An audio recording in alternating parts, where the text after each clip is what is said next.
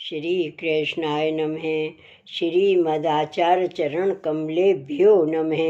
श्री महाप्रभु जी की निज वार्ता प्रसंग 3। आगे एक बड़ा नगर आया। उस जगह एक बड़ा नगर सेठ हतो। उसकी देह छूटी। उसके 4 पुत्र थे। उसमें 3 बेटे तो बड़े थे और उनमें सबसे छोटा दामोदर दास था। उन बड़े भाइयों ने विचार किया कि यह द्रव्य सब अपना अपना बांट लें, क्योंकि द्रव्य जो है वह क्लेश का मूल है, इसलिए हमारा हित नहीं होगा। दामोदर दास जी तो छोटे थे। उनको कहा, क्यों बाबा, तू अपने हिस्से का द्रव्य लेगा? तब दामोदर दास ने कहा, मैं तो कुछ समझता नहीं हूँ, तुम बड़े हो, जो अच्छा समझते हो वह करो। उन्होंने तब सब द्रव्य घर में से निकालकर उसके 4 हिस्से किए और चारों के नाम की चिट्ठी उसके ऊपर डाल दी। जिसके नाम की चिट्ठी निकली वह हिस्सा उसने लिया। दामोदर दास से कहा कि तुम्हारे धन को जहाँ कहो वहाँ रख दें। उस समय दामोदर दास गोंख में बैठे थे। इतने में श्री आचार्य जी महाप्रभु उस मार्ग से होकर निकले। ऊपर से दामोदर दास की दृष्टि पड़ी, तब वे वहाँ से तत्काल उठकर दौड़े। द्रव्य तथा घर का ध्यान न रहा।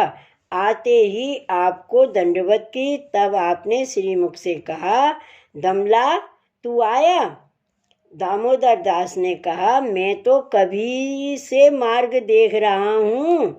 उसके बाद श्री आचार्य जी महाप्रभु के चरणारविंद के पीछे पीछे दामोदर दास चले।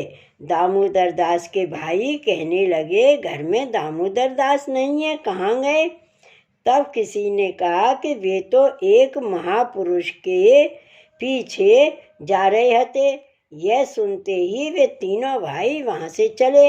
आगे उस नगर के बाहर एक स्थल था, वहाँ श्री आचार्य जी महाप्रभु विराज रहे थे।